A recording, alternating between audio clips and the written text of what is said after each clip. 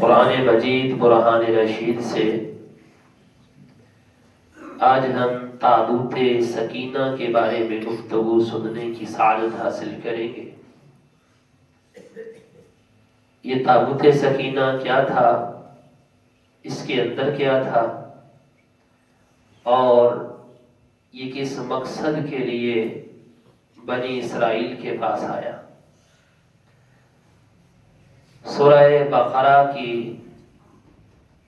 آیت نمبر 247 کے اندر اللہ رب العزت نے اس تابوت سکینہ کے بارے میں بڑی شرح و بسط کے ساتھ گفتگو کی ہے۔ جناب موسیٰ علیہ السلام کے وصال کے بعد بنی اسرائیل میں بہت سارے انبیاء کرام علیہ السلام آئے۔ ایک وقت آیا کہ بنی اسرائیل میں انبیاء کرام علیہ السلام کا قیامت کا سلسلہ منقطع ہو گیا، اور اس وقت لوگوں میں جہالت کا دور دورہ ہو گیا۔ جہالت اتنی بڑی کہ بنی اسرائیل کی سرکشی عروج پہ پہنچی تو اللہ تعالیٰ نے ان کے اوپر ایک جالوت نامی بادشاہ کو مسلط کر دیا۔ وہ جو جالوت تھا وہ اسی طرح تھا جس طرح فرعون تھا۔ اس نے بنی اسرائیل کے اوپر ظلم ڈھانا شروع کر دیے، یہاں تک کہ بہت سارے بنی اسرائیل کو اس نے قید کر لیا۔ پھر اللہ تبارک و تعالیٰ کی رحمت کو جوش آیا، اللہ نے پھر ایک نبی ان کے اندر پیدا فرما دیا جن کا نام تھا حضرت شمویل علیہ السلام۔ جو شمویل علیہ السلام تھے، ان کے پاس قوم اکٹھی ہو کر کے آئی، کہنے لگی کہ آپ ہمارے اندر ایک بادشاہ مقرر کریں، پھر ہم اس بادشاہ کے ماتحت ہو کر کے جالوت نامی بادشاہ کا مقابلہ کریں گے جس نے ہمارے بندوں کو پکڑا ہوا ہے اور ہمارے اوپر ظلم ڈھا رہا ہے۔ جناب شمویل علیہ السلام نے فرمایا ٹھیک ہے، تمہارے اندر میں ایک بندے کو بادشاہ مقرر کر دیتا ہوں۔ جناب شمویل علیہ السلام نے اللہ تبارک و تعالیٰ کی بارگاہ میں دعا کی کہ یا اللہ، میں نے ایک بندے کو بادشاہ بنانا ہے، لہذا تو میری اس حوالے سے رہنمائی کر۔ تو اللہ تبارک و تعالیٰ نے شمویل علیہ السلام کو ایک لاٹھی عطا فرمائی کہ یہ لاٹھی ہے، بنی اسرائیل میں سے جس کا قد اس کے برابر ہوگا وہ بادشاہ ہوگا۔ اور دوسری نشانی یہ ظاہر فرمائی کہ بیت المقدس کے اندر چراغ جلتے ہیں، ان کا تیل لیجئے، ایک شیشی کے اندر ڈالیے اور اس کے اوپر ڈھکن لگا دیجئے۔ جو بادشاہ ہونے کا حقدار ہوگا جس وقت اس لاٹھی کے برابر ہوگا، اور یہ جو شیشی ہے اس کے اندر تیل خود بخود جوش مارنا شروع ہو جائے گا اور ڈھکن اوپر سے اڑ جائے گا خود بخود۔ سمجھ لیجئے کہ وہی بندہ اس قوم کا بادشاہ ہوگا۔ اس ذرا پس منظر کو دیکھیے، یہ ہے کیا؟ یہ جس بندے کو بادشاہ بنانا تھا، اللہ کی قدرت دیکھیے، اس بندے کا والد چمڑے کا کاروبار کرتا تھا۔ اس کے والد کا ایک گدھا کسی جگہ پہ گم ہو گیا۔ والد نے اپنے بیٹے کو اور اپنے کو غلام کو بھیجا کہ جائیے ذرا گدھا ڈھونڈ کے لائیے، کہاں ہے وہ۔ ان کا جسم بھی ماشاءاللہ کافی تھا، اور بنی اسرائیل کے اندر ان کے پاس دوسرے لوگوں کی بنسبت علم بھی زیادہ تھا۔ کوئی پیشہ اتنا بڑا نہیں تھا، متوسط آدمی تھے، یعنی متوسط گھرانے سے تعلق رکھتے تھے۔ تو یہ پھرتے پھراتے گدھا ڈھونڈ رہے، کہیں سے گدھا نہیں ملا۔ جناب شمویل علیہ السلام کے گھر کے قریب سے گزرے تو غلام نے کہا وقت کے نبی ہیں، ان سے پوچھ لیتے ہیں گدھا کدھر ہے، کیونکہ نور نبوت ہے، خود ہی بتا دیں گے۔ دروازہ کھٹکھٹایا، ان کے اندر تشریف لائیے۔ جس اندر گئے تو انہوں نے لاٹھی کے ساتھ ان کا قد ناپا، بالکل برابر۔ جو شیشی پڑی ہوئی تھی اس میں سے تیل جوش مارنے لگا، ڈھکن خود بخود اڑ گیا۔ فرمایا کہا تو مل جائے گا، لیکن میں تمہیں اس قوم کا بادشاہ بنا رہا ہوں، اس قوم کا۔ کہا حضور میں تو گدھا تلاش کر رہا تھا، مجھے آپ جو ہے بادشاہ بنا رہے۔ فرمایا نہیں، اللہ کی قدرت ہے یہ، اللہ نے جو ہے نشانیاں جو بنائی تھی پوری ہو گئی ہیں۔ لاٹھی تیرے برابر ہے اور شیشی کا ڈھکن خود بخود اڑا ہے۔ کہا کہ مجھے بادشاہ بنانے کی اس کے اوپر علامت کیا ہے؟ فرمایا اس وقت گھر پہنچو گے، تیرے جانے سے پہلے تیرا گدھا گھر کے اندر موجود ہوگا۔ بادشاہ بنا دیا گیا۔ بنی اسرائیل کو بتایا کہ میں نے طالوت کو بادشاہ بنا دیا۔ وہ جو بنی اسرائیل تھے بفر گئے، کہنے لگے نہ تو ان کا تعلق کسی عالی شان خاندان کے ساتھ ہے، یہ تو ایک غریب سا آدمی ہے، اس کے پاس مال و اسباب بھی نہیں ہے۔ یہ جو بادشاہت ہے یہ تو شروع سے یہودا کے خاندان سے چلی آتی ہے۔ چلے یہودا کے خاندان میں نہیں کسی امیر بندے کو بناتے۔ جناب شمویل علیہ السلام نے فرمایا یہ اللہ کی عطا ہے، جسے چاہتا ہے بادشاہ عطا فرما دیتا ہے۔ اب ذرا پہلے اتنا واقعہ آپ قرآن پاک سے سنیے، پھر ہم آگے بات بڑھاتے ہیں۔ وقال لهم نبیهم، اللہ تبارک و تعالی نے فرمایا بنی اسرائیل کے نبی نے ان سے فرمایا ان اللہ قد بعث لكم طالوت ملکا، بے شک اللہ نے تمہارے واسطے طالوت کو بادشاہ بنا دیا ہے۔ قالوا، بنی اسرائیل کہنے لگے انا یکون له الملک علینا، ہمارے اوپر یہ بادشاہ کیسے ہو سکتا ہے؟ وَنَحْنُ أَحَقُّ بِالْمُلْكِ مِنْهُ، حالانکہ اس بادشاہت کے زیادہ حقدار تو ہم ہیں۔ وَلَمْ يُؤْتَ سَعَةً مِنَ الْمَالِ، اس کے پاس تو مال کی وسعت بھی نہیں ہے۔ قال، نبی علیہ السلام نے فرمایا ان اللہ اصطفاہ علیکم، میں نے نہیں چنا، اللہ نے اس کو تمہارے اوپر بادشاہ چن لیا ہے۔ وزادہ بسطۃ فی العلم والجسم، اللہ تعالیٰ نے اس کو علم میں بھی وسعت دی ہے اور جسم میں بھی وسعت دی ہے۔ تم دیکھ لو، جسم بھی اس کا تم سے زیادہ ہے اور علم بھی تم سے زیادہ، الگ بات ہے کہ یہ بندہ غریب ہے، لیکن واللہ یعطی ملکہ من یشاء، اللہ جسے چاہتا ہے بادشاہت عطا فرما دیتا ہے۔ رہی بات غربت کی، واللہ واسع علیم، اللہ وسعت والا بھی ہے، اللہ علم والا بھی ہے۔ تو یہ جو بات تم کرتے نا یہ غریب آدمی ہے، تو یہ بادشاہت کسی کی جاگیر نہیں ہے، اللہ جسے چاہتا ہے عطا فرما دیتا ہے۔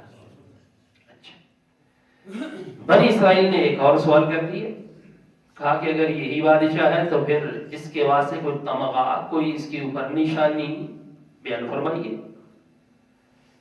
فرمایا اس کی نشانی میں بتاتا ہوں۔ جناب موسیٰ علیہ السلام کے پاس ایک تابوت تھا جو تم سے دوسرے لوگ چھین کے لے گئے۔ وہ جو تابوت تھا اس کے اندر جناب موسیٰ علیہ السلام اپنے بھائی کا امامہ، جوتیاں، اپنی جوتیاں اور کرتا اور دیگر اشیاء جو ہے وہ رکھا کرتے تھے۔ اور جو ان کے پاس وہ تابوت تھا وہ کہاں سے آیا تھا؟ وہ جناب آدم علیہ السلام کے اوپر جنت سے نازل ہوا تھا۔ شمشاد لکڑی کا تھا اور اس کے اوپر سونے کا خول تھا۔ اور جناب موسیٰ علیہ السلام اس تابوت سے کیا کام لیا کرتے تھے کہ جس وقت کسی ظالم قوم سے لڑنا ہوتا تابوت کو سامنے رکھتے اور اس کا وسیلہ اللہ کی بارگاہ میں پیش کرتے، اللہ تبارک و تعالی جناب موسیٰ علیہ السلام کو فتح عطا فرما دیتا۔ وہ ایک مقدس تابوت تھا اور تم سے یہ ظالم بادشاہ لوگ یہاں سے چھین کے لے گئے۔ میں تمہیں بتاتا ہوں یہ بادشاہ ہے، اس کی نشانی یہ ہے کہ جس وقت یہ تختہ خلافت کے اوپر بیٹھے گا، بادشاہت کے اوپر بیٹھے گا، وہ جو چھینا ہوا تم سے تابوت ہے نا، فرشتے اس کو اٹھا کے لائیں، اور جس وقت تم اس تابوت کو دیکھو گے تمہیں سکون ملے گا، اطمینان ملے گا، اور تمہارے اندر ہمت پیدا ہو جائے گی ظالم بادشاہ سے لڑنے، تمہاری گھبراہٹ دور ہو جائے گی۔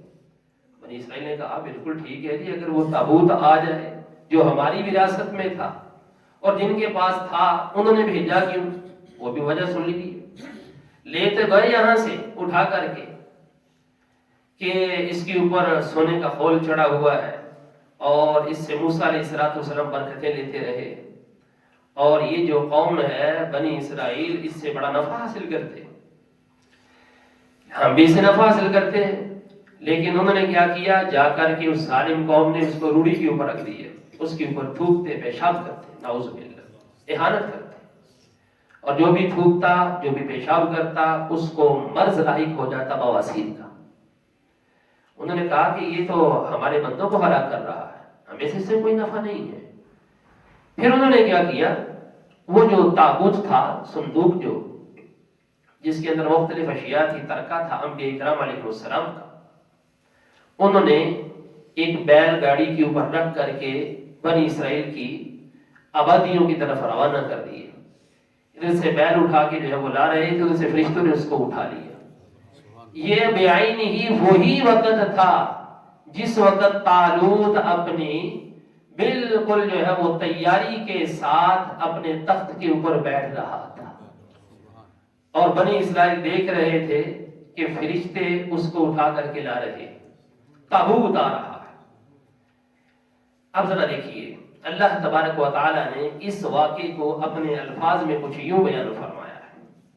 اللہ رب العزت نے ارشاد فرمایا، وقال لهم نبیهم، ان کے نبی نے بنی اسرائیل سے فرمایا، ان آیت ملک ہی، بے شک اس کی بادشاہت کی نشانی یہ ہے، ان یأتیکم التابوت فیہ سکینۃ من ربکم، کہ تمہارے پاس تابوت آئے گا جس کے اندر اطمینان ہوگا، من ربکم، تمہارے رب کی طرف سے، وبقیۃ مما ترک آل موسیٰ و آل ہارون، اور اس تابوت کے اندر موسیٰ علیہ السلام اور ہارون علیہ السلام کی آل کا ترکہ بھی موجود ہوگا۔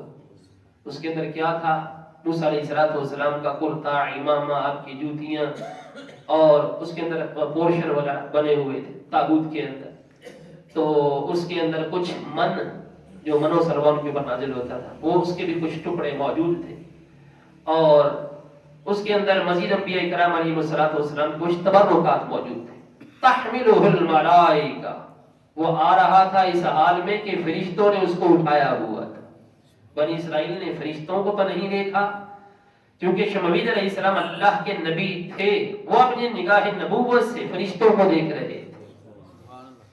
فرمایا ان فی ذلک لآیۃ لکم ان کنتم مؤمنین، بے شک اس میں بھی تمہارے واسطے نشانی موجود ہے اگر تم ایمان رکھتے ہو۔